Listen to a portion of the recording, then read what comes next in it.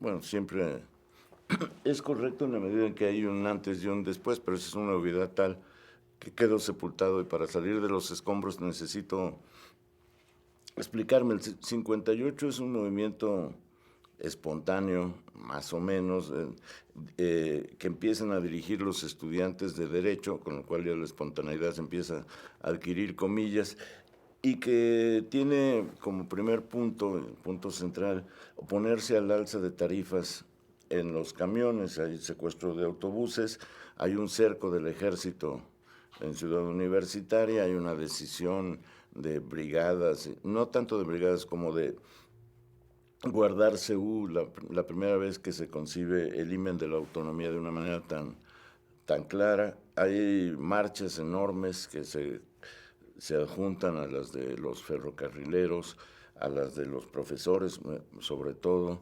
petroleros y electricistas. Hay un ánimo como de estrenar conciencia autónoma o de apoyar la insurgencia sindical con el deseo de los estudiantes de participar. Desde luego la intervención del Partido Comunista, que éramos unos cuantos, no cuantifico para no caer en la depresión, pero que tiene sin embargo mucha trascendencia en ese momento, porque era el único grupo organizado de alguna manera que tenía puntos de vista, etcétera, pero que no repercute ideológicamente, no es para nada un movimiento doctrinariamente de izquierda, sino de un acento que ahora se vería como demagógico sobre las virtudes del pueblo, etcétera, etcétera. Y lo que hay entonces es la represión brutal de 59, la, la idea de que nada se puede contra el poder del Estado, la imposibilidad de que te registren los medios. Para la televisión esto francamente no existe. Los periódicos se desatan en injurias, en calumnias. Lo del delito de disolución social se recupera, o más bien sí se recupera porque solo se aplica a disidentes políticos. Ese delito creado en durante la Segunda Guerra Mundial para detener a los aliados del eje, etcétera. Y lo que pasa es que hay un desánimo enorme, y por lo mismo que es una generación marcada todavía por el PRI, la asimilación es muy rápida. No hay continuidad, hay un aplastamiento y la lápida que cada quien decida para sí mismo o el túmulo, etcétera, pero no hay una continuidad. Lo que pasa es que sí es un antecedente, más sobre todo por la actitud de los ferrocarrileros y de los profesores, porque el movimiento estudiantil del 58 termina patéticamente cuando el presidente Ruiz Cortines promete no sé qué, seguramente que en los camiones los va a saludar de mano el conductor, algunas de esas cosas muy impresionantes, y los dirigentes del Consejo de Huelga le lanzan en el despacho de Ruiz Cortines en Palacio Nacional una porra al presidente. Ya más epitafio no concibo. No que el movimiento fuera eso, sino que no había todavía una convicción de que el gobierno representa intereses con los que uno no puede estar ya estructuralmente de acuerdo.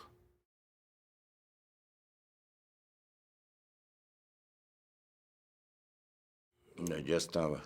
El Estado muy represivo estuvo siempre.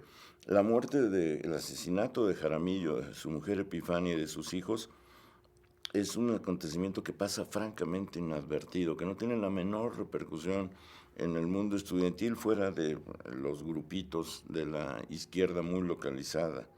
El movimiento que se levanta fuerte es contra la guerra de Vietnam, pero es un movimiento muy de estallido y de apagamiento. Hay una gran marcha, por ejemplo, contra la invasión de Santo Domingo, y luego no pasa nada. El apoyo que se da a la Revolución Cubana, a la recepción al presidente Dorticós, etcétera, son momentos de gran intensidad y jolgorio, pero que en sí mismos se consumen. No hay la capacidad de mantener un movimiento. Hay la idea de que la izquierda se manifiesta y se apaga. Y todo esto son ya como experiencias de juventud.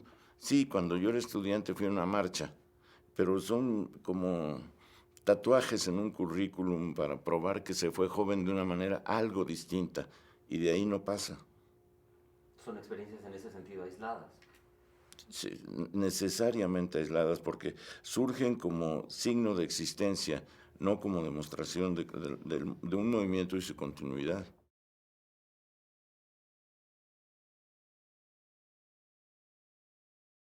En enero de 68 se me invita a gente que en ese momento me parecía como el ejemplo del intelectual liberal, etcétera. Uno de ellos me invita a conversar con su jefe, Emilio Martínez Manatú, que era el secretario de la presidencia, con funciones distintas a las que ahora, a las que después cumple ese cargo.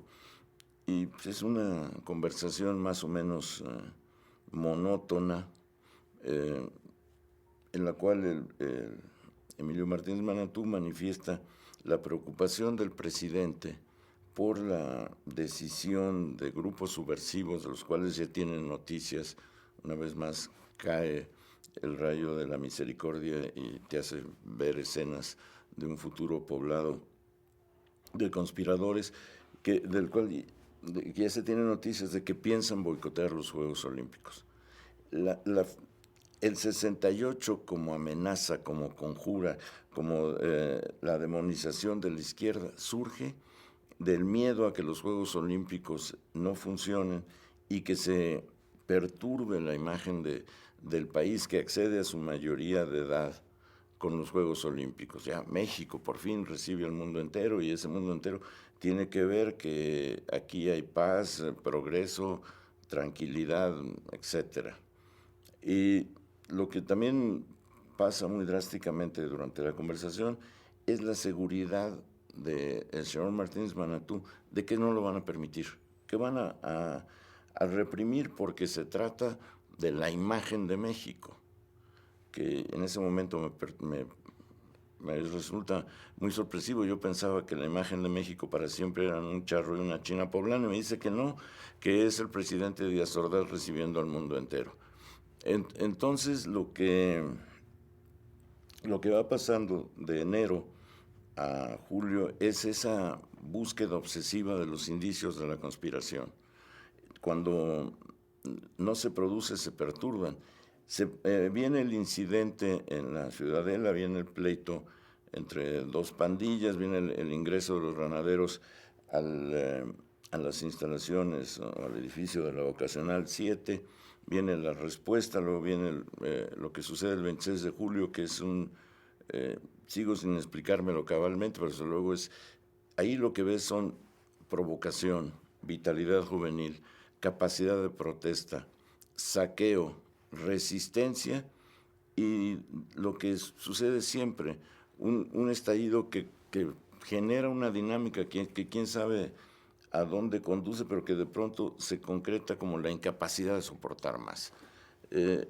Hay bueno, se sabe muy bien, hay la marcha de protesta del Instituto Politécnico por lo ocurrido en la Vocacional, hay la decisión del Partido Comunista y de grupos de izquierda no incluidos en el partido, debían ser, en total, si eran 1,000 personas, eran muchas, con la capacidad de convocatoria que tuviesen, de celebrar el aniversario del asalto al cuartel Moncada en el hemiciclo.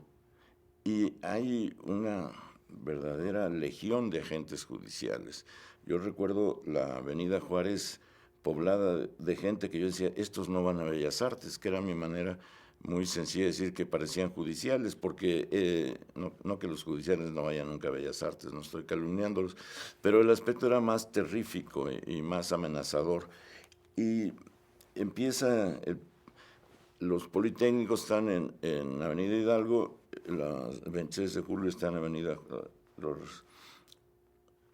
los recordatorios del 26 de julio están en Avenida Juárez y va confluyendo hacia el Zócalo por 5 de mayo y por Madero. Hacen un bloqueo, otro, en el eje central, que entonces se llamaba San Juan de Letrán, con toda la modestia de las instituciones caritativas, y empieza la represión, que es bárbara. En ese momento recordé que había dejado encendido la estufa y me fui a mi casa, pero lo que sigue es, me toca ver el principio en Juárez, y eran realmente represivos, no menosprecio a lo que puedan hacer ahora las fuerzas del orden, pero entonces aquello eran judiciales, policías y quién sabe quién, parapolicías o paramilitares. Se van los estudiantes al Zócalo y ahí salen los de la preparatoria nocturna y se crea algo que todavía no me explico. Surge ahí el movimiento como una decisión de que no nos van a reprimir. Y de pronto están las piedras, desde luego al día siguiente me entero que todas las llevó el Kremlin, están las piedras que empiezan a tirarle a los granaderos. No hay muertos ahí, ni heridos graves, pero sí contusiones. Y se da la quema de camiones, los estudiantes se arrinconan o se refugian o hacen de lo que será Museo Santuario en San Ildefonso, y ya después empieza a surgir el movimiento, y el preámbulo, claro, es la decisión de resistencia, y el movimiento como tal, a estas alturas lo discierno, quizás un poco tarde, pero la contigüidad enceguece. El movimiento empieza cuando el rector Javier Barrosierra, en desafío a toda la idea de Díaz Ordaz de la unanimidad del Estado, pone a media asta la bandera en Ciudad Universitaria y encabeza la marcha. El movimiento estudiantil lo inicia el rector. De eso no tengo la menor duda. Sin esa seriedad de una autoridad, además del prestigio que tenía Barrosierra, no tiene la garantía de legalidad y legitimidad del movimiento. Ya después el movimiento tiene su cauce independiente en el cual no participa autoridad ninguna, pero el surgimiento se da por la decisión de resistencia y por el aviso sobre, más que la violación de la autonomía universitaria, que no era un hecho que tú dijeras se registraba vivamente porque antes nadie la había mencionado, por la violación a los derechos humanos. Y como el término derechos humanos no está en circulación, lo que se dice así simplemente es la violación de la autonomía, porque entonces se le da características de santuario a las instalaciones universitarias y con eso se garantiza que una institución finalmente de origen religioso medieval se vuelca a favor de los derechos humanos. No tienen ustedes por qué recordar, pero yo sí, que no se puede pasar de Félix Cuevas porque el ejército está ahí para evitar que la marcha se extienda. El ejército es una presencia vigilante en toda esta parte, nunca está ausente. Se regresa a CEU y el movimiento empieza. Y en los días sucesivos lo que sucede es que el movimiento al continuar se da cuenta de su importancia. La importancia primera no es tanto que se pueda congregar a miles en una marcha, sino que esa marcha no termine con el movimiento. La continuidad te da el trazo.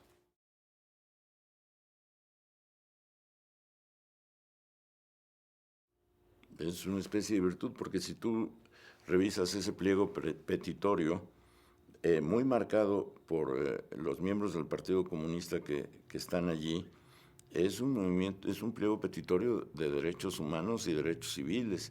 Es un movimiento de aliento jurídico, básicamente.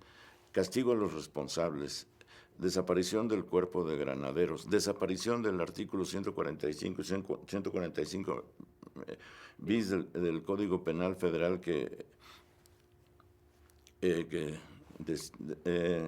traza lo del delito de disolución social, cese de los jefes policíacos, indemnización a las víctimas o a los familiares de las víctimas.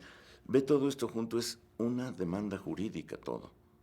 Entonces el movimiento empieza al amparo de la ley. Eso es lo que nunca logran entender las autoridades o lo que pasaban por autoridades que están enfrentándose a un movimiento amparado con la ley y finalmente con la Constitución. Luego, durante el movimiento, y esto nadie lo recuerda, Díaz Ordaz le dice a los diputados que deroguen el delito de solución social, pero a nadie le importa. Desaparece sin ruido alguno.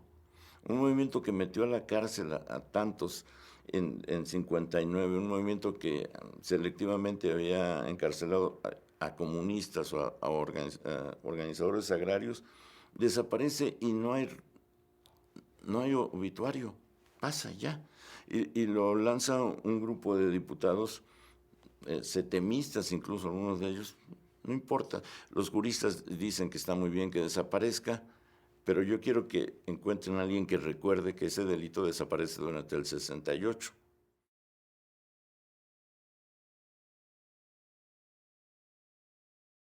Era la frase típica, paisaje después de la batalla. Estaban ahí los camiones que todavía no levantaban las piedras y una sensación desolada única. Y luego ya acompañé a Alfonso Millán, que trabajaba en servicios sociales, a San Ildefonso, y eran muchachos muy, muy jóvenes, aterrados, valientes, decididos, que quizá habría 200, mi capacidad de medición de multitudes y de grupos es limitada, pero no era un gentío, y estaban decididos a resistir. Y lo que pasa en los días siguientes es que no encuentran la resistencia de la población de ahí, no salen a protestar, más bien hay como un hálito de razón que se les concede. Ellos han protestado y tienen razón en hacerlo por la barbarie policíaca. Y ya viene después el episodio del bazucazo, que decide la plena ilegalidad del gobierno.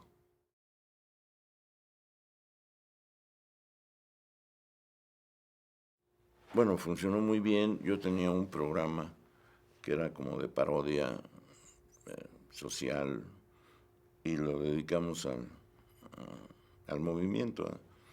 Un poco, me acuerdo que después del bazucazo hicimos un programa que empezaba con lo de Cricri, que todos los libros estén muy abiertos, y metíamos ruido de cañones. Ha sido la orden que dio el general, y hacíamos variantes de cómo estaba describiendo la prensa la toma de San Ildefonso. El rector me pidió que yo hiciera, pero como productor, el programa del movimiento estudiantil del Consejo Nacional de Huelga.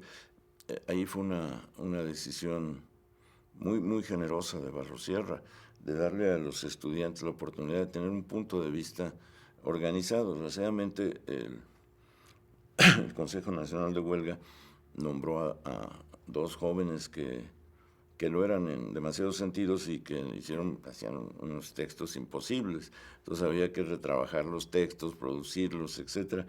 Pero más o menos funcionó ese programa hasta la toma de Seúl. Entonces sí, desapareció definitivamente, pero fue un gesto de decir, bueno, si estas personas, estos jóvenes están luchando, tienen un punto de vista, y Radio Universidad, que es un ámbito que admite todos los puntos de vista, tiene que concederles ese espacio. Eso no se recuerda ahora, pero fue, como gesto de una rectoría, fue importantísimo.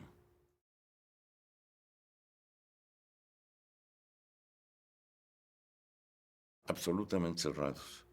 Había una histeria de Guerra Fría. Ese es otro término que no puede olvidarse a la hora de 68. Ahora se ha resucitado y hay una histeria de Guerra Fría, pero ya sin el oso soviético, etc. Ahora ya nada más es la idea de que gente que no sea empresaria quiera llegar al poder, o gente que no esté apoyada por los empresarios, que es, bueno, una herejía total.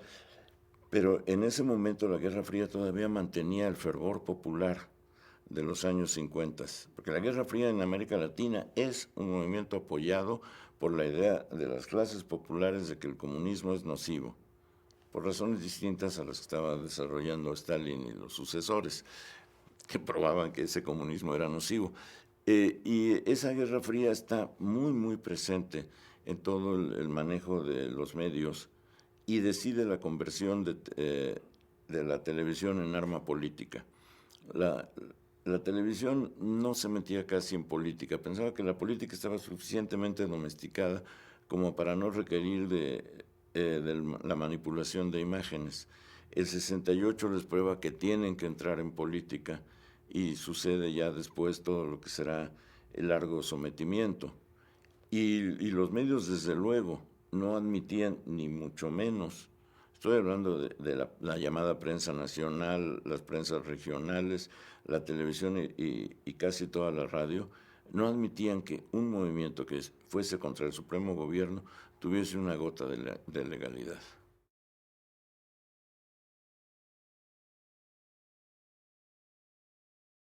Sí, pero siempre que eran Fernando Benítez, José Emilio Pacheco y yo, Excelsior a partir de agosto, cuando entra Julio Scherer. ¿Y por qué? Que no me simpatizaba mucho su línea, pero que tiene una actuación muy destacada en 68, sobre todo con los números monográficos de fotos de Tlatelolco. Pero no era mucho. En el día nos admitían los desplegados de la Asamblea de Intelectuales y Artistas en apoyo al movimiento estudiantil, pero en un momento dado ya no. El único periódico que publica nuestro manifiesto de protesta contra la matanza de Tlatelolco, que se publica el 5 de octubre, es Excelsior.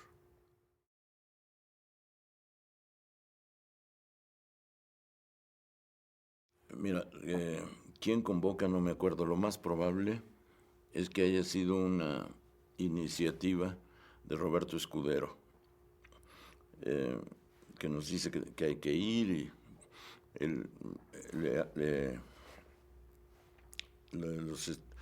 el Consejo en Filosofía llama a diversas personas. Hay un acto en el 102 de Filosofía que está que es muy concurrido.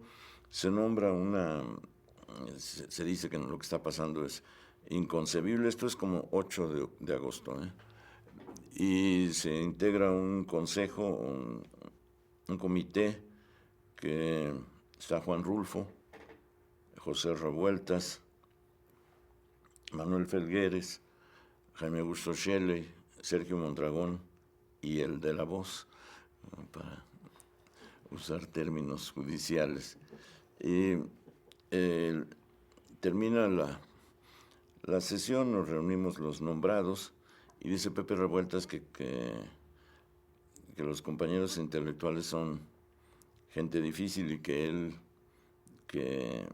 no cree demasiado en que puedan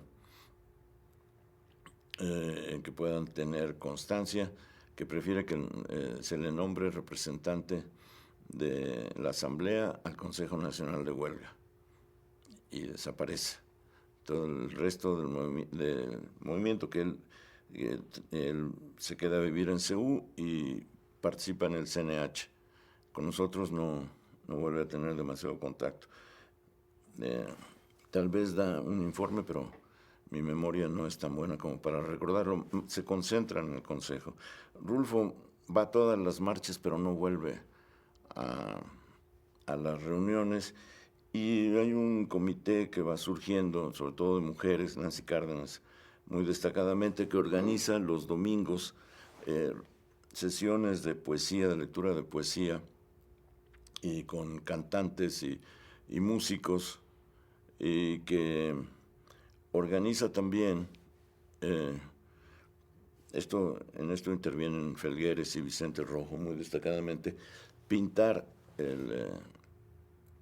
la prisión que rodea la feliz estatua del licenciado Miguel Alemán en la explanada.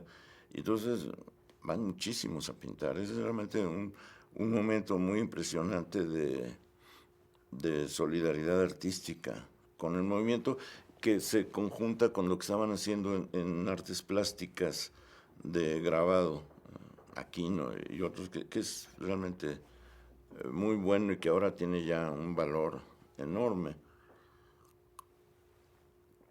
El comité publica periódicamente manifiestos, juntamos 500 firmas y nos responsabilizamos para usarlas cada vez del contenido, digamos, legal o de la no provocación en los textos.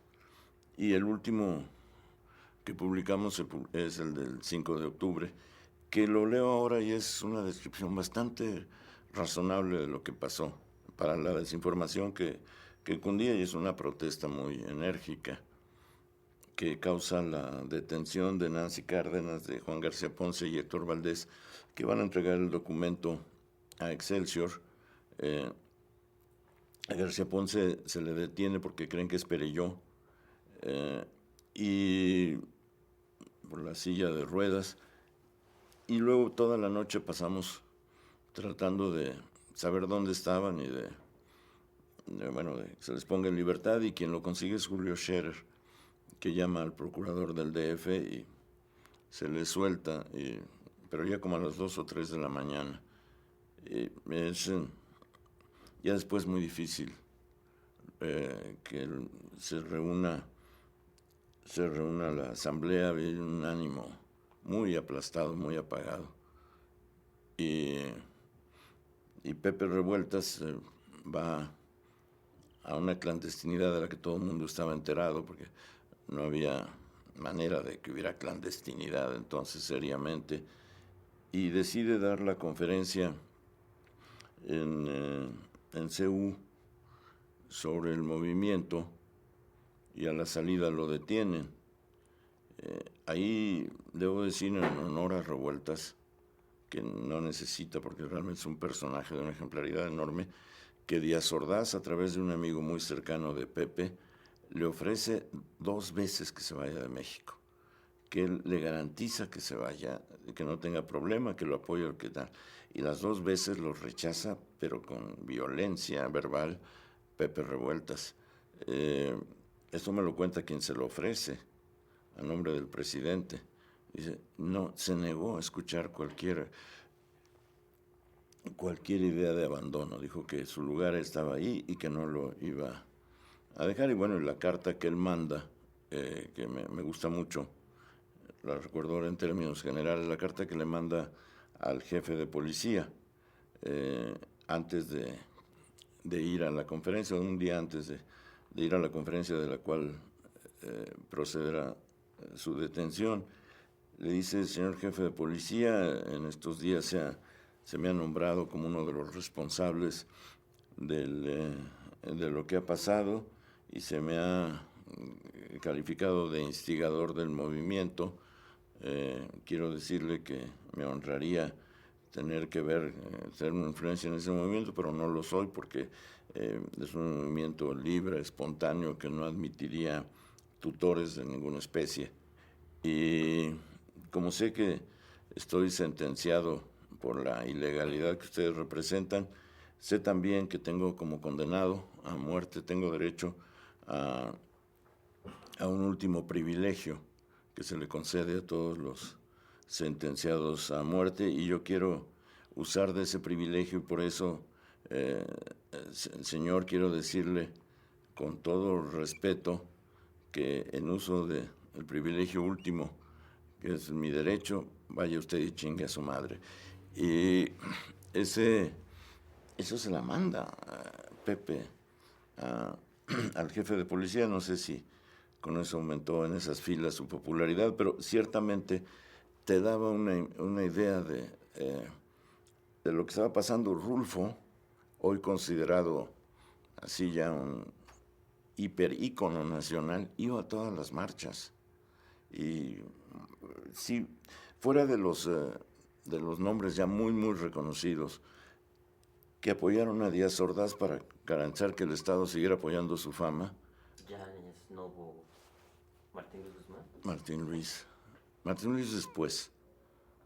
En ese momento, Yáñez, Novo, así de grandes escritores que recuerde.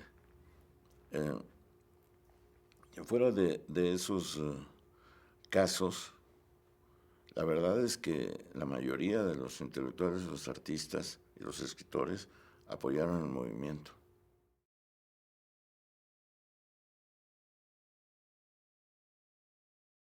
Pues a esta distancia es imposible saber y sobre todo generalizar, pero lo cierto es que se veía la injusticia que se ejercía contra un sector. Se veía que si no se apoyaba eso, se seguiría sacralizando para siempre un poder despótico, tiránico, estúpido, porque lo estúpido también estaba muy presente. Todos los pronunciamientos eran de una tontería. El diputado Manzanilla Schaeffer, que dice, prefiero ser aplastado por tanques mexicanos que por tanques soviéticos, es realmente, no creías tú en en esa mentalidad que estaba detrás de esos pronunciamientos y cada uno de los que hablaba, y escenas tan vergonzosas como la de cuando el diputado Octavio Hernández decide que Radio Universidad es un ejemplo, después de la toma de Seúl, que Radio Universidad ha sido un ejemplo de lo que es la subversión y condena al rector por haber propiciado e instigado el movimiento, solo un diputado sale a defender a Barrosierra y esa tarde se desdice. Es que no dabas crédito a lo que había de aplastamiento, de su juzgamiento en ese sector. Y si los intelectuales y artistas no protestaban contra eso, ¿ya contra qué protestaban? Estabas viendo la posibilidad de que hubiera una república y a cambio de eso todo lo que se te ofrecía era la limosna y la mirada condescendiente ante tu postrarte de hinojos, y eso no era admisible.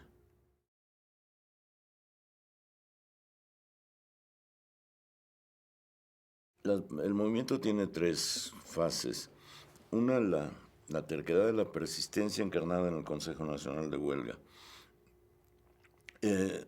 Otra, las marchas que te probaban que una ciudad es vivificable a través de grupos muy, muy amplios que marchan para protestar y que en la misma marcha configuran un cuerpo distinto al que existía, que te dan una imagen distinta a la que tú podías tener de las protestas. Y la tercera son las brigadas, porque las brigadas tienen un acento misionero enorme. Ahí ves que están propagandizando el evangelio de la democracia. Ya sé que el término es espantoso, pero de hecho es lo que estaban haciendo. Estaban diciendo, hay país posible, y ustedes, si nos escuchan, tienen que entenderlo y tienen que saber que lo que estamos defendiendo es los derechos de todos ustedes y de todos nosotros a proceder de acuerdo a una ley que nos respete. Claro, lo decían de muchas maneras, no era nada fácil a veces oírlos y decir, bueno, qué lúcidos, ¿no? Había un barbotar de todo tipo de expresiones, había jóvenes deslumbrantes de pronto, que desgraciadamente crecieron, y había toda esta idea de estarte inventando una personalidad o estarte descubriendo lo que tú no tenías antes de hablar. Eso me parecía magnético de ver a los brigadistas en los camiones, en los mercados, en las calles, sobre todo en el norte de la ciudad. Este es un movimiento cuya presencia radical, psicológica, cultural, está en el norte de la ciudad. Y cuando los veías hablar a los del Politécnico o a los jóvenes preparatorianos, decías, esto es otra cosa. Yo no sabía que había ese poder de convicción que no sabían ellos tampoco que tenían. Y era maravilloso verlos. Entonces no menosprecio para nada, al contrario, estimo muchísimo lo que fueron las brigadas y lo que fue desde luego ese sacudimiento enorme de las marchas, sobre todo la marcha del silencio, porque te da una disciplina mínima, pero una disciplina que te prueba que un cuerpo colectivo de esas proporciones admite racionalmente sujetarse a un esquema previo que demuestre su efectividad y su racionalidad.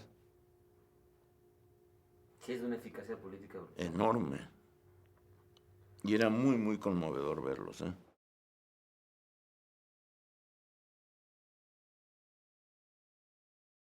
Bueno, yo tenía 30 años en 68, cumplí 30 años en 68. ¿Y los dirigentes? Eran jóvenes, pero no tanto, así que pudieran exaltar su adolescencia, ya ninguno. Estaban entre 22 y 28 años. El más grande, que era Raúl, tenía 28. Rol Álvarez. La Marcha del Silencio es una idea muy feliz de Raúl y de Gilberto Guevara. Deciden que ya se ha dicho tanto. Estoy resumiendo, seguramente la discusión duró 16 horas, pero como no dispongo de las 16 horas, la resumo. Porque las sesiones del Consejo Nacional de Huelga eran feroces contendientes de la eternidad. Lo que pasa ahí, Raúl y Gilberto dicen, se ha hablado mucho, se ha gritado mucho, no nos han hecho caso. Si no han hecho caso a nuestros gritos, que atiendan el silencio, estoy resumiendo. Entonces deciden que ponerse esparadrapos, callarse, dejar que los carteles y las mantas hablen, etc. Y la marcha parte del Museo de Antropología, al amparo de todos los dioses. No pasa por la villa, que hubiera sido ya la conjunción exacta y pues de luego que hay el murmullo. No es una marcha del silencio, es una marcha del murmullo desde el punto de vista acústico, pero es formidable porque nadie grita, no hay esa decisión de hacer valer la consigna por encima de los tímpanos, ¿no? Es realmente la decisión de un conjunto enorme. En ese momento dijimos que éramos 300,000, pues, quién sabe cuántos, ¿no? Y sobre todo una memoria estadística tan remota, pues no se puede guardar, pero lo cierto es que no hay gritos. El murmullo es tan poderoso que es una suerte de pacto con el silencio, y cuando se llega al Zócalo, ahí el rumor que se extiende es un sonido distinto. Es formidable lo que se produce esa vez. Seguramente los discursos contrariaban cualquier idea del silencio, porque todavía no había práctica de discursos escritos y todos confiaban malamente en su poder de improvisación, pero lo cierto es que es una marcha única.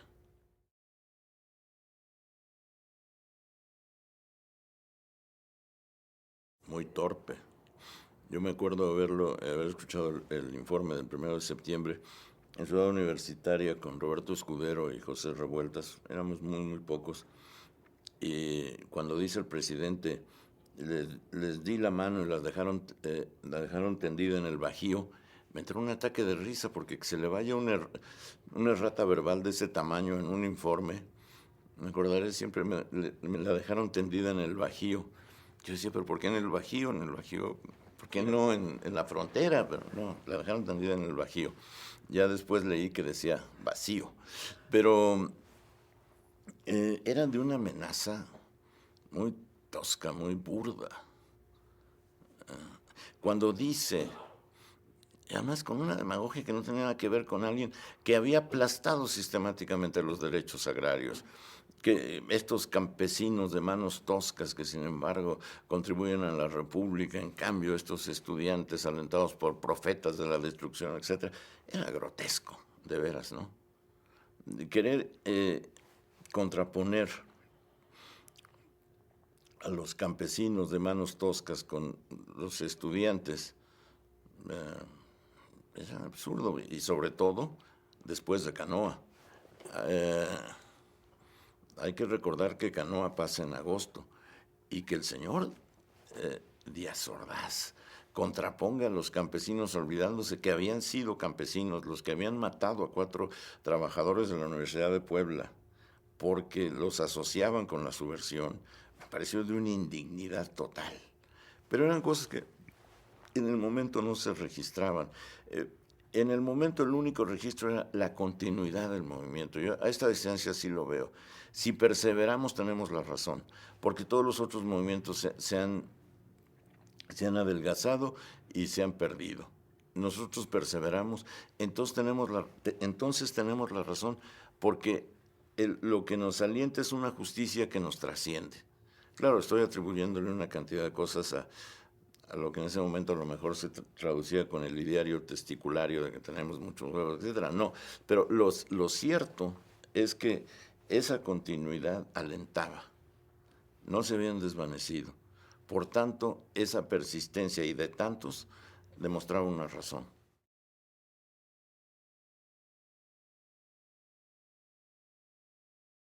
Supongo que sí, pero si se manifestaron a la hora 14 de una reunión, entonces quien sobrevivía se sabía de esas dudas. Yo creo que los sobrevivientes del CNH son sobrevivientes de la experiencia más dura, que es de oírse durante largas temporadas unos a otros.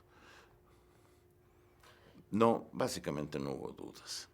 No podía haberlas porque había la demostración de que se tenía razón. Ahí estaba el aparato del Estado para demostrártelo. Ahí estaba el hecho de que un estudiante que estaba haciendo una pinta lo mata un policía por la espalda, al que le dan 2 meses de cárcel. El señor mata a un estudiante por la espalda y le dan 2 meses de cárcel. ¿Cómo podía haber dudas? ¿Cómo podía haber dudas si en el entierro de ese estudiante la mamá, que estaba, deshecha, a mí me parecía una señora muy respetable, y ahora me parecía una jovenaza, considerando mi edad, la mamá encabeza la marcha haciendo la B? ¿Cómo podía haber dudas si una marcha deportiva en el estadio universitario con las autoridades de la Secretaría de Educación, porque entonces deporte era una subsecretaría, los jóvenes de universitarios marchan haciendo la B? No había manera de tener dudas. Cada acto alimentaba a los contiguos y había como una red de entusiasmo, más que de entusiasmo, de fervor.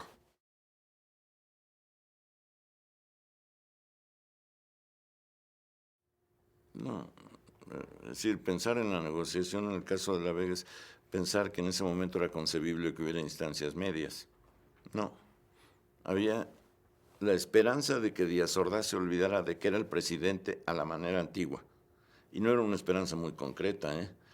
Si hubiera sido muy concreta, no se hubiera gritado en el Zócalo a todo volumen, a la mano tendida, la prueba de parafina. Es obvio que se pensaba que de su parte no iba a haber concesiones. Lo que se creía es que la fuerza del movimiento era tal que obligaría al sistema en su conjunto a reconocer que se había procedido estúpida y malignamente. Pero esperanzas en las autoridades yo no registro. Esperanzas en que la fuerza del movimiento los doblegara, eso sí.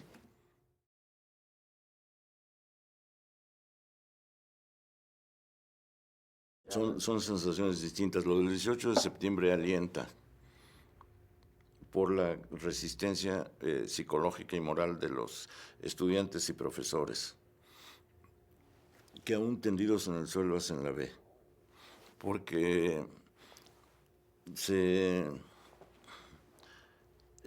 evidencia que estás frente a un poder represivo, pero que tú tienes un poder moral. No lo conciben en esos términos, más bien piensan en político, pero es un poder moral.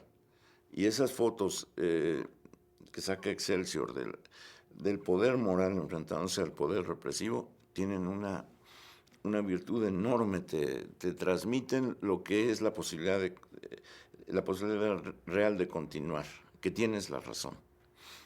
El 2 de octubre sí desmoviliza enormemente, porque hay incertidumbre, hay dolor, no se sabe qué ha pasado con varios, hay la convicción de que murieron mucho más que los 34 que declaran las autoridades. Hay la seguridad de que fue una celada. Hay el rechazo mental, psicológico, a la sensación de aplastamiento, pero no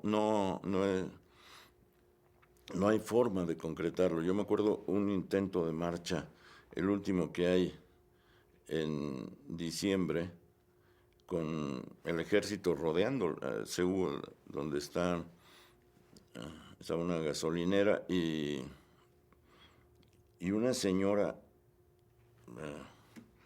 que se desprende del contingente de estudiantes, no era estudiante, era seguramente madre de alguno, y que se dirige al jefe de la tropa y lo increpa de una manera, pero absolutamente impresionante. Usted no le da vergüenza estar representando a los que mataron.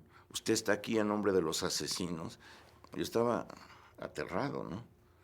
También me acordé que había dejado encendido el horno, pero ahí sí no podíamos movernos porque era una situación.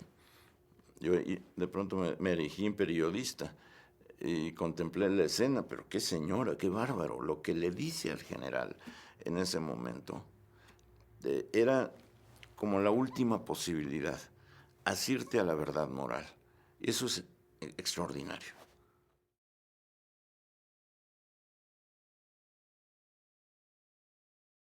Eso nunca se va a saber qué le deja el movimiento del país. Son tantas cosas que muchas de ellas se te vuelven inacibles. Le deja un ejemplo de congruencia ética, le deja demuestra hasta qué punto era un sistema perverso y corrupto y demolido internamente, le deja una desconfianza permanente en la política como ejercicio de los que sí saben, sobre los que apenas intuyen, le deja imágenes que cada uno de los participantes atesora y que se van convirtiendo cada vez más en uno de los pocos capitales psicológicos de los que disponen. Le deja imágenes memorables, le deja la certidumbre que después, unos años después, se concreta de que si no hay un respeto a los derechos humanos, no hay avance político.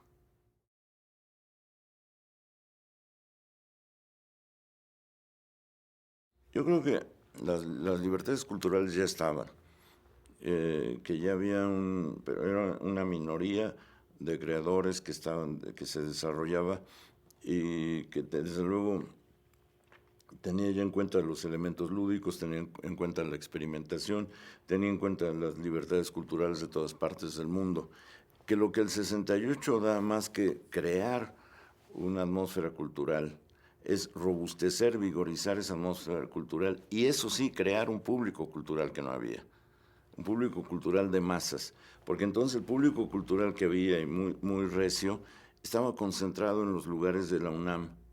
La UNAM ahí había cumplido un trabajo extraordinario, pero eso no quiere decir que esa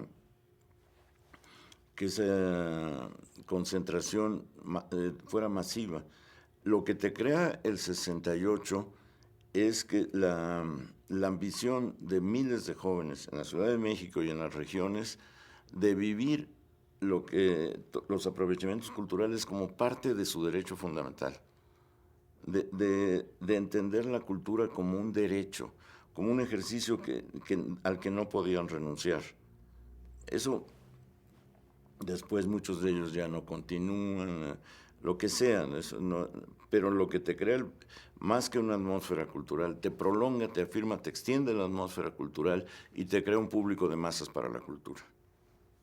Que es algo fundamental, digamos. Sin eso, te pasa del público ya muy concentrado, muy sabido, a lo que no registras. Y luego viene el fenómeno de la extensión de la educación media, que ahí sí la influencia del 68 es definitiva.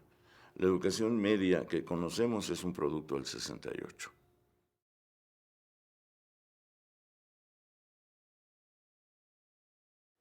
En que te crea una democratización de la enseñanza que a fin de cuentas es muy útil. A mí me toca todavía una una educación superior muy regida por el autoritarismo, por la traslación de conceptos del autoritarismo a la enseñanza. Y después, yo hablarle de tú a un maestro de la preparatoria era absolutamente inconcebible, porque el usted era como el derecho de pernada de la autoridad intelectual. Tú no podías referirte mentalmente a un maestro hablándole de tú. Cuando se extiende el tuteo y cuando se extiende esta atmósfera que se ha vivido ya en los SHs, en bachilleres, en las preparatorias, etcétera, se extiende la idea de que la educación no es un ejercicio sacramental, un oficio de tinieblas o de luces mediante el cual alguien le transmite sabiduría a otros, sino que es un ejercicio conjunto del conocimiento. No digo con eso que estoy describiendo magníficamente el tipo de educación que hoy existe. Lo que te digo es que eso es muy sabio y muy saludable. Entender la educación como un proceso conjunto. Antes no, era solo de aquí para allá y lo que sucediera allá ya no importaba.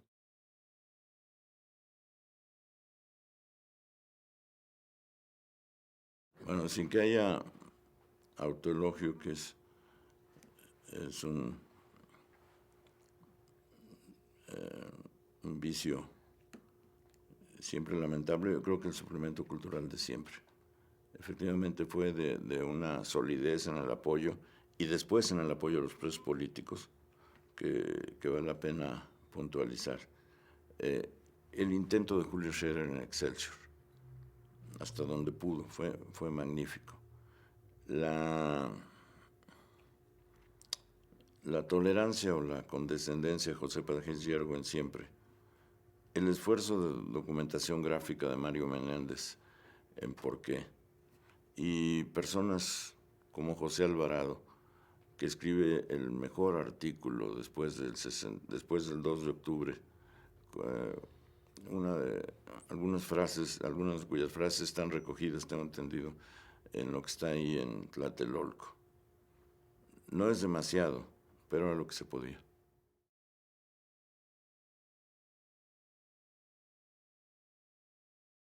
Bueno, yo solo vi en una ocasión a Díaz Ordaz y fue memorable no por la presencia de Díaz Ordaz, sino porque ahí estaba la cortesanía en su apogeo. Se levantó el Loco Valdés y empezó a hablarle. Era una comida de la revista Siempre, había cantado Lola Beltrán, en fin, era la Unidad Nacional. Como siempre, esto debe haber sido mayo de 68. Se levanta el Loco Valdés y le dice a Díaz Ordaz, no, porque usted Molcas, y vuelve a decirle, no, mi Molcas. Y en plan de Loco Valdés, y le contaba de los marcianos, y hacía todo tipo de demostraciones onomatopéyicas. Bien, gracioso. Entonces toma el micrófono el periodista Roberto Blanco Moeno y dice, nunca creí en mi vida de periodista, de hombre entregado al servicio de la patria, de hombre que sacrifica todo por expresar sus convicciones, que me tocaría una ocasión como esta de ver que un comicucho se refiere al presidente de la República como Molcas. ¿Cómo es posible señores, que aceptemos que el presidente de la República, el guardián de las instituciones, es tratado como Molcas? Yo quiero que el señor Valdés le pida perdón en este momento al presidente de la República. Más largo, desde luego, porque también habló de sí mismo con cierta enjundia. Y yo me quedé muy impresionado y entonces el Loco Valdés, impertérrito, le dice, pues yo siempre le he dicho así al presidente, ¿no es cierto, Molcas? Y ahí, porque la escena era de una cortesanía enorme, rota por el desenfado de un cómico que realmente no intentaban un asunto de lesa majestad. Y Díaz Ordaz estaba ahí como el príncipe que dispensaba favores, sonrisas, saludos. Y me quedó la imagen de lo que era una corte presidencial. Y después ya todo lo que le vi en 68 y lo que se va uno enterando, me demostró que mi primera impresión de él era la justa. Durante la campaña hay un póster donde está Díaz Ordaz semi-inclinado, besando la mano de su padre, y la leyenda dice, el que sabe obedecer sabrá mandar. Y esta idea de presentar la obediencia incondicional al progenitor como muestra de sabiduría, me pareció terrible y lo fue ejemplificando. Hizo de su temperamento una guía constitucional. Se trataba con enorme despotismo a la gente de su gabinete. A uno que le quiso renunciar le dio un puntapié en Salvacea.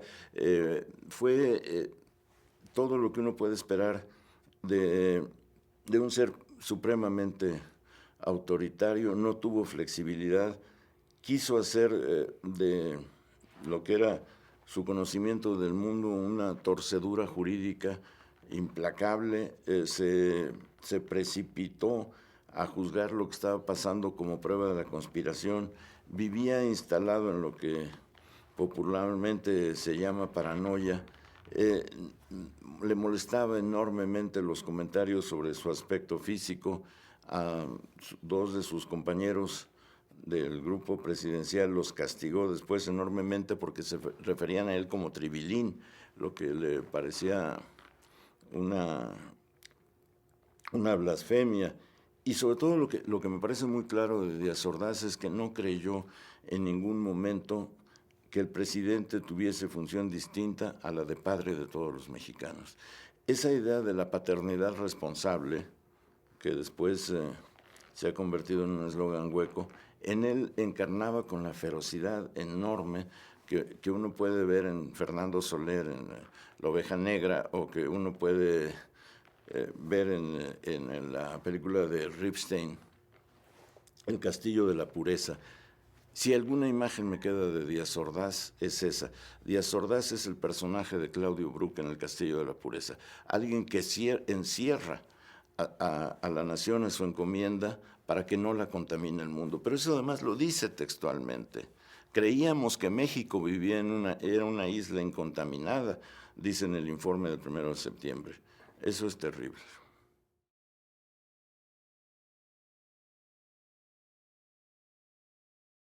La autonomía universitaria es un proceso muy complicado que surge de una bobería.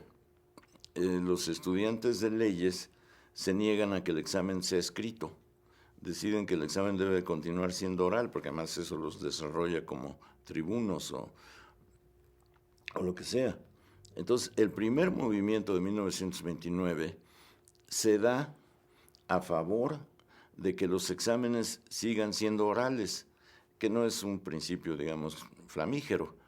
Entonces se da el movimiento, y esto se da en el momento en que está ya la candidatura de José Vasconcelos a la presidencia, en que tienen que afinar los últimos tratos con el episcopado para resolver la cuestión cristera en definitiva. Y el presidente Emilio Portes Gil, que respondía a esa imagen de la astucia priista, aunque él era PNR, bueno, el antecedente, el presidente Portes Gil le da la autonomía a la universidad sin que se la pidan. Ahí es un proceso muy claro de crearles un estatus jurídico especial, que en ese momento no quiere decir nada, pero que desarma la posibilidad de que se utilice en la universidad como fortaleza vasconcelista. Ese es el origen. Después, paulatinamente, se va viviendo la autonomía como una demostración de la fuerza de la derecha contra el gobierno. La autonomía en los años 30 es sobre todo algo ejercido por la derecha, que da lugar ya después a la expedición del rector Brito Fouché en Tabasco, que es lamentable, y a las caídas y los descensos de los rectores. Pero en el sentido que hoy se aplica, quiere decir, y esto es algo que surge después, que no está previsto, quiere decir simplemente que el Estado y la nación le dedican un espacio de salvaguarda crítica y que ese espacio lo ocupa mejor que ninguna institución la UNAM. La UNAM es ya desde el 68 la imagen de la autonomía en tanto ejercicio de la crítica como una potestad educativa, formativa e institucional del país. Que se sintetiza en la frase de Barros Sierra de "Viva la discrepancia". No, va más allá. Viva la discrepancia es un ejercicio político. La autonomía es una construcción cultural más amplia que la política. La autonomía es, cuando dice,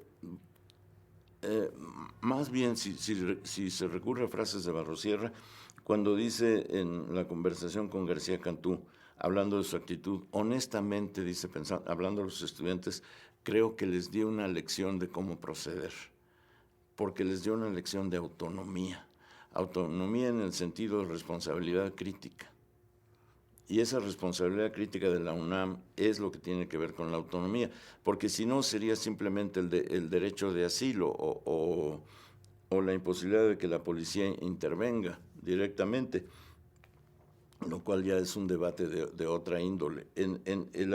La autonomía que la UNAM ha guardado y que hoy es más valiosa que nunca es la decisión de proceder críticamente, porque ese es un derecho nacional, personal, colectivo y de formación del conocimiento.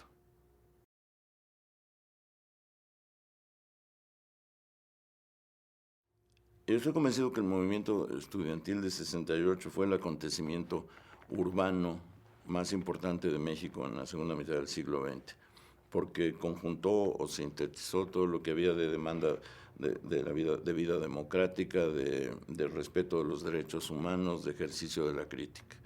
Yo esperaría de un memorial que entendiera que ese legado solo tiene sentido si se lo actualiza de una manera responsable y constante, y que fuese el principio, el reconocimiento de todos aquellos que han dado la vida o que han empeñado su existencia en pro de la disidencia y en pro de la autonomía. Yo esperaría que fuese un memorial del 68 y de todo lo demás que ha sido expulsado de una historia hecha solo para la satisfacción de los gobernantes.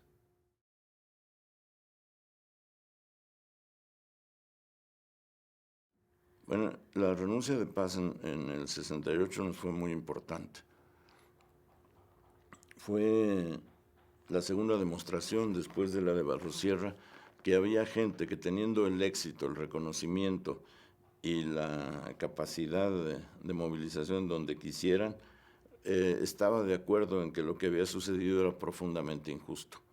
Era un sello de legitimidad sobre nuestras convicciones, y por eso es tan importante.